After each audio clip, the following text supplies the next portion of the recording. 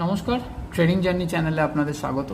তো কালকের ভিডিওতে আমি বলেছিলাম যে হিন্ডেনবার্গের নিউজকে নিয়ে অত মার্কেটে যে এরকম একটা হাইলাইট হচ্ছে সেটা নিয়ে কোনো হাইলাইট হওয়ার কোনো দরকার নেই। কারণ হচ্ছে দেখুন, সে হিন্ডেনবার্গ একটা রিসার্চ কোম্পানি আমাদের ভারতের সেবি চেয়ারপারসনের উপর অ্যালিগেশন লাগিয়েছে, কিন্তু প্রমাণ করতে পারেনি। তো সেই অ্যালিগেশনের মানে তার উত্তরও কিন্তু মানে দেয়া হয়েছে, যার কারণে মার্কেটের মধ্যে এমন কোনো অনিশ্চয়তার কারণ দেখা যাচ্ছে না যে এরকমভাবে মানে যেরকমভাবে সোশ্যাল নেটওয়ার্কে, যেরকমভাবে বিভিন্ন রকম হোয়াটসঅ্যাপ গ্রুপে, টেলিগ্রাম গ্রুপে যেরকমভাবে জিনিসগুলো ঘটেছে, তার থেকে আমি কালকেই ভিডিওতে আমি বলেছিলাম যে দেখুন, নিউট্রাল থাকাটা খুব ভালো। তো মার্কেটের কালকের যদি সিচুয়েশন দেখি, আজকে আমাদের ইনফ্লেশন ডাটা এসছে এবং সেটা একটা পজিটিভ দিক বলতে হবে, কারণ এক্সপেকটেশন ছিল 3.60% মতন আসার, বাট সেখান থেকে মানে সেরকমই ধরনের ডাটা এসছে 3.54। আর যদি আপনি তার আগের বছরের ডাটা দেখেন তাহলে দেখতে পাবেন ইয়ারলি 5.08% থেকে কমে এসছে। তো এটা একটা পজিটিভ দিক বলতে গেলে মার্কেটের।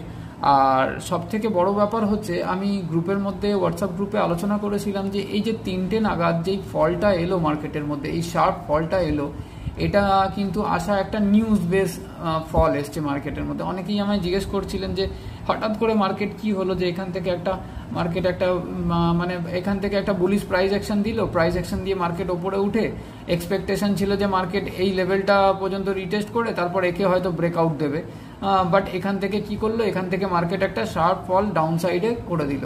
তো এর কারণটা হচ্ছে দেখুন, মার্কেটের মধ্যে এমন একটা নিউজ এসছে, সেটা ইসরায়েল আর ইরানের যুদ্ধকে নিয়ে এসছে, এবং তার মধ্যে এই যুদ্ধের মধ্যে কিন্তু চায়নার এন্ট্রি হওয়ার সম্ভাবনা এরকম আছে বলে একটা নিউজ কিন্তু মার্কেটের মধ্যে এসছে, এবং মার্কেট কিন্তু তা সেই নিউজের রিয়াকশান কিন্তু এখান থেকে একটা ফল কিন্তু মার্কেটের মধ্যে এসছে। সেখানে কত অবধি ফল পেয়েছি আমরা, 24,300 লেভেল অবধি একটা ফল এসছে। সেখান থেকে বায়ার্স, মানে এইখানে কিন্তু বায়ার্স অ্যাক্টিভ ছিল এই লেভেলে যখনই এসছে, মানে প্রত্যেকটা ডিপে কিন্তু রিটেল এখন অ্যাক্টিভ আর অ্যাগ্রেসিভলি বাইং করে যাচ্ছে, তার সাথে সাথে ডিআইও বাইং করে যাচ্ছে। আজকে ডিআই এর বাইং করার কারণ ছিল, কালকের ভিডিওতেও আমি বলেছিলাম যে ইন্ডিয়ান সেন্টিমেন্ট নিয়ে যে হিডেনবার্গ যে জিনিসটা করছে, কিংবা কোনো পলিটিক্যালগত ব্যাপার নিয়ে করছে, তো আমি এখানে পলিটিক্সের কোনো বিশেষ কোনো কথা বলবো না, বলা উচিতও নয়। তো সেই জিনিসটা কিন্তু আজকে ভারতবর্ষের মার্কেট তাকে বুঝিয়ে দিয়েছে যে তার সব অ্যালিগেশন কিন্তু সঠিক, যে সেটা কোনো মানে সে সবসময় যে তার সব কিছু সঠিক হবে সেটা কোনো কথার কথা নয়। তো যার কারণে মার্কেটের মধ্যেও কিন্তু আজকেও কিন্তু এখান থেকে ফল আসার পরে এখান থেকে একটা বাইং এসছে। বাইং আসার পরে মার্কেট যখন ক্লোজ হয়েছে, একটা ডোজি ক্যান্ডেলে ক্লোজ হয়েছে। আমি 15 মিনিট চার্টে দেখছি, এটা 15 মিনিটের চার্ট আছে। তো 15 মিনিট চার্টে যদি আমি সাপোর্ট আর রেজিস্ট্যান্স দেখে নিই, তাহলে মার্কেটে আমার এখন সাপোর্ট জোন কোনটা আছে?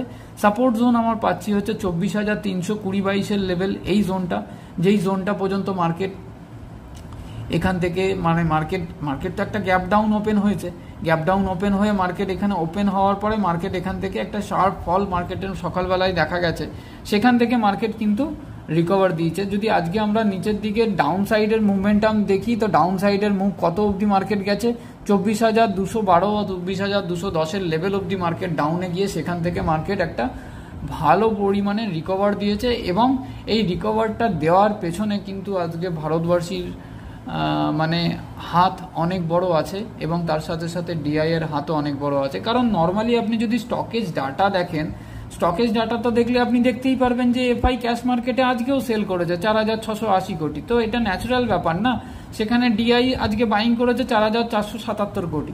তো এটা ন্যাচারাল ব্যাপার যে আমরা জানি যে আমাদের রিটেল এবং আমাদের ডোমেস্টিক ইনভেস্টর কিন্তু এখানে বাইং করেছে, মার্কেটের সেন্টিমেন্টকে একটুও খারাপ হতে দেয়নি। সরি।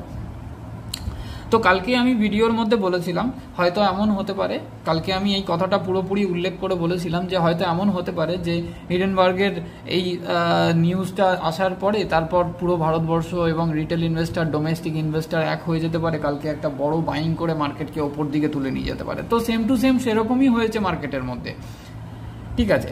তো সেখান থেকে মার্কেটের মধ্যে এখান থেকে একটা মানে প্রফিট বুকিং এসছে। দেখুন এখনকার বাজার কিরকম, এখনকার বাজার হচ্ছে মানে বাই অন ডিপ তো সেল অন রাইজ। যারা এই লেভেলে কিনেছে তারা দিনের দিন প্রফিট বুকিং করেও বেরোবে, কিন্তু এরকম ধরনের ব্যাপার আছে।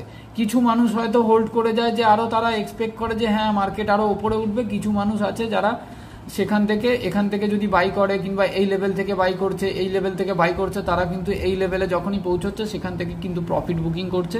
তো সেই প্রফিট বুকিংয়ের কারণে মার্কেট রিটেস্ট করতে এসছে কোন লেভেল অবধি? মার্কেট রিটেস্ট করতে হচ্ছে 24,380-82 লেভেল অবধি রিটেস্ট করেছে। রিটেস্ট করে মার্কেট এখানে একটা প্রাইস অ্যাকশন তৈরি করে, বাট এখানেও কিন্তু সাস্টেন করতে পারেনি। এটা গ্রিন ক্যান্ডেল আছে, বুলিশ ক্যান্ডেল আছে, বাট এখানে কিন্তু মার্কেট সাস্টেইন করতে পারেনি। এখান থেকে একটা সেলিং প্রেসার এসছে, আসার পরে এখানে আবার এগেইন কিন্তু এখানে বাইং এসছে। এখানেও একটা ডোজি ক্যান্ডেল দিয়ে এখান থেকে বাইং আসার পরে মার্কেট যে এই লেভেল পর্যন্ত পৌঁছেছে। কিন্তু এইখানে মেন ঘটনাটা ঘটেছে হচ্ছে নিউজ বেস করে মার্কেটের মধ্যে। ইসরায়েল আর ইরানের ম্যাটার নিয়ে চায়নার দখলদারি। আমি এটা হোয়াটসঅ্যাপ গ্রুপের মধ্যেও লিঙ্ক সমেত পোস্ট করেছিলাম নিউজ চ্যানেলের। তো ইসরায়েল আর ইরানের যুদ্ধের মধ্যে সেখানে চায়নার দখলদারি, এবং ওই দখলদারি ব্যাপারটাই কিন্তু মার্কেট সেন্টিমেন্ট ঠিক রাখতে পারেনি। মার্কেট এখান থেকে আবার ডাউন সাইডে মুভমেন্ট দিতে শুরু করেছে, এবং ডাউন সাইডে কতখানি দিয়েছে? 24,303-এর লেভেল অবধি মার্কেট দিয়ে এখান থেকে দেখুন 24,303-এর লেভেল অবধি রিটেস্ট করতে এসছে।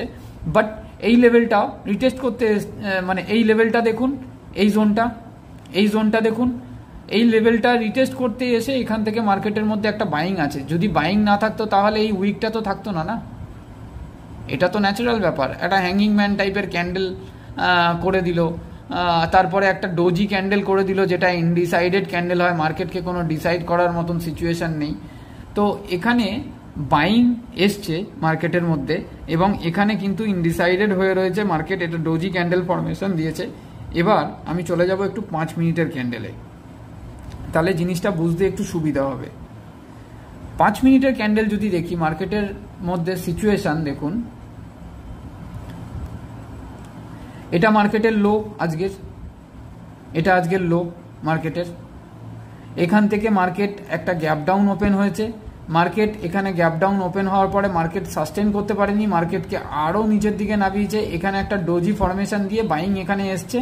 তো বাইং এসে যেটা বললাম হিন্ডেনবার্গের পুরো একদম আপসাইড করেছে। আপসাইডে গিয়ে মার্কেট এখান থেকে একটা প্রফিট বুকিং এসছে। তো এখানে রিটেস্ট করেছে মার্কেট একবার, দুবার, 3 বার, 4 বার। এই 4খানা ক্যান্ডেলকে যদি খেয়াল করেন তাহলে এখানে প্রথমে একটা জোন বানিয়েছিল, এখানে হোল্ড করেছিল মার্কেট।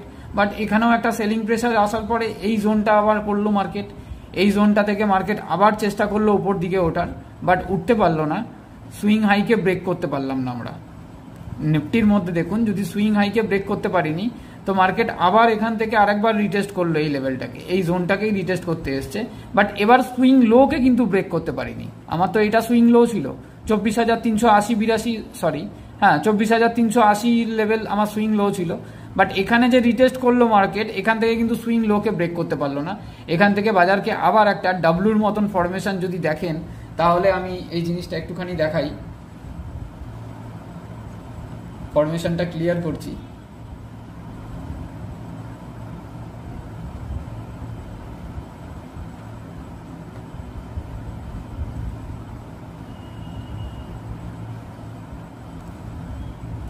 এখানে একটা ডাব্লুর মতন ফরমেশন কিন্তু মার্কেট আমাদেরকে দিয়েছে। কিরকম ডাব্লুর মতন দিয়েছে দেখে নিন, তাহলে আপনাদেরও সুবিধা হবে।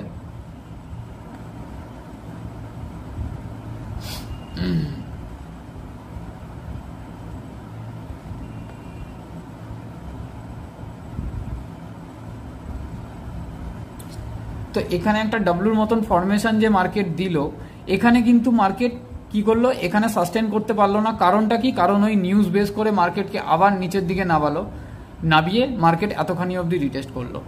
তো এখানে তো আমি তো এই লেভেলটাকে ব্রেকআউট দিতে পারলাম না, ডাব্লিউ ফরমেশনটা পুরোপুরি কমপ্লিট হলো না আমার, এখানে সুইং হাইকে ব্রেক করতে পারলাম না, সুইং লোকে ব্রেক করতে পারিনি, মার্কেট এখান থেকে আগেই রিভার্স, তাহলে এখান থেকে একটা ডাবল টপের মতন ফরমেশন কিন্তু আমরা মার্কেটের মধ্যে পেলাম।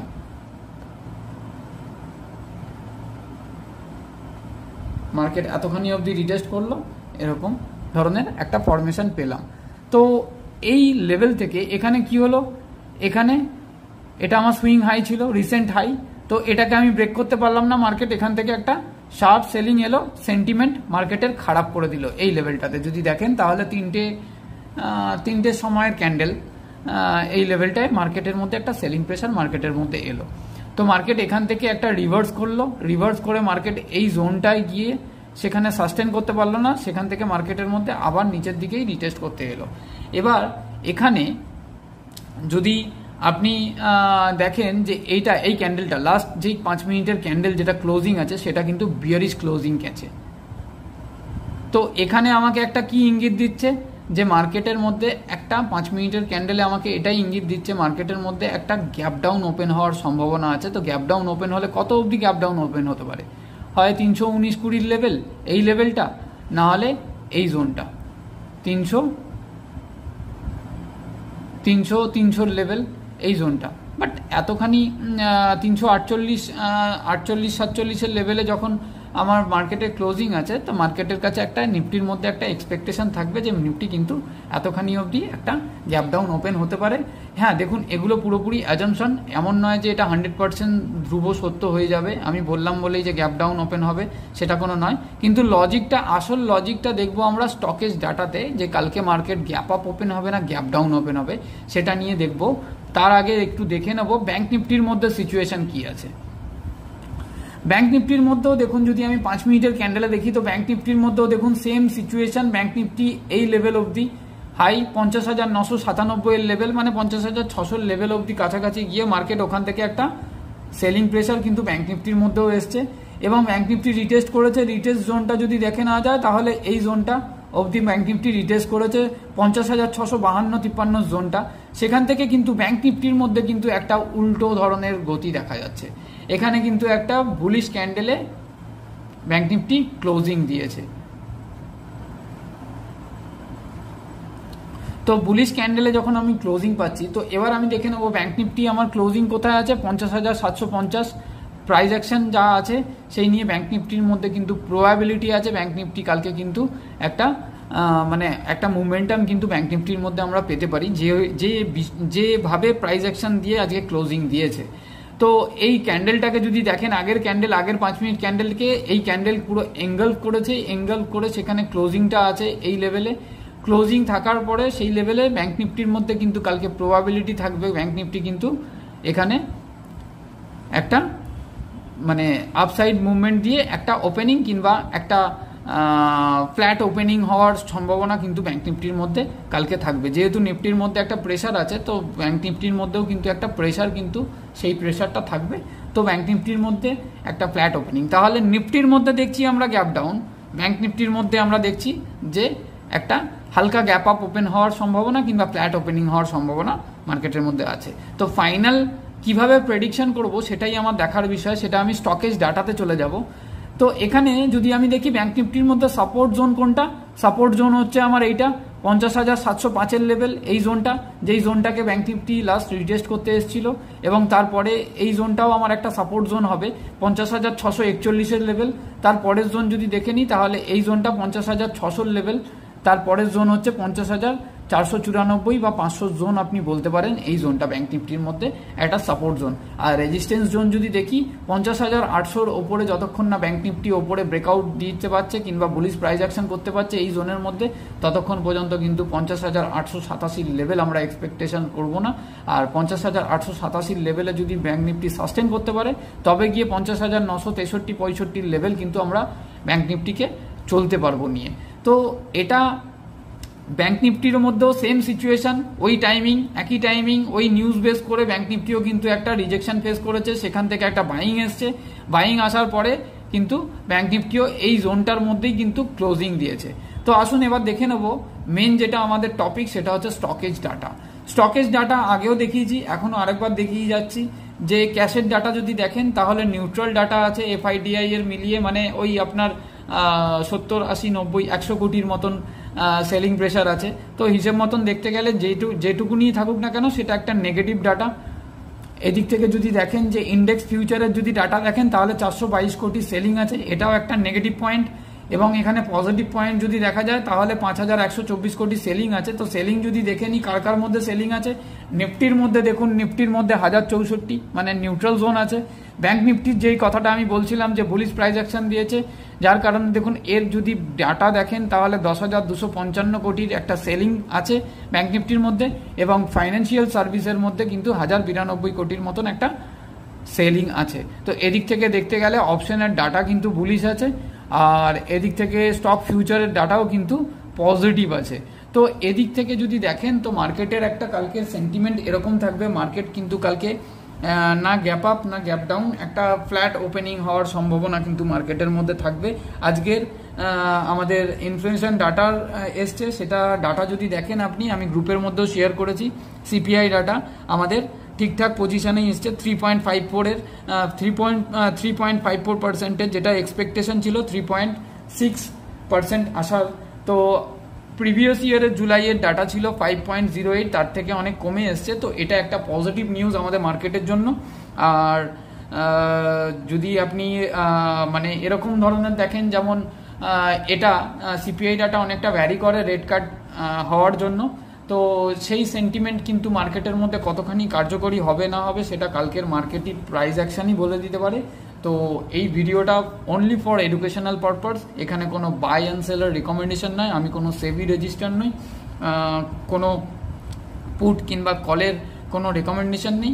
আমাদের হোয়াটসঅ্যাপ গ্রুপ এবং আমাদের ট্রেডিং জার্নি ইউটিউব চ্যানেল দুটোই পুরোপুরি এডুকেশনাল পারপাস, এখানে কোনো রেকমেন্ডেশনের ব্যাপার কিন্তু নেই। যদি ভিডিওটা ভালো লাগে অবশ্যই লাইক করবেন, আর যারা চ্যানেলের মধ্যে নতুন ভিডিও দেখছেন তারা অবশ্যই চ্যানেলটাকে সাবস্ক্রাইব করে নেবেন, বেল আইকন প্রেস করে রাখবেন প্রত্যেকটা ভিডিওর নোটিফিকেশন যাতে আপনাদের কাছে পৌঁছতে পারে।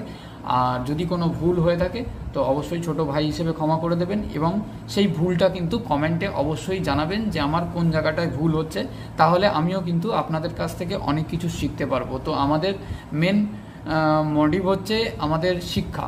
তো আমাদের চ্যানেলেরও এটাই ইন্টেনশন যে শিক্ষা, এবং আমাদের গ্রুপেরও এটাই ইন্টেনশন আমাদের শিক্ষা। আমাদের গ্রুপের তার জন্য কোনো প্রিমিয়াম সার্ভিস কিন্তু অ্যাভেলেবেল নেই, আমরা টোটালি এক জায়গায় আলোচনা করে সব কিছুর মারফতে কিন্তু কাজ করি। ভিডিও ভালো লাগলে অবশ্যই লাইক করবেন।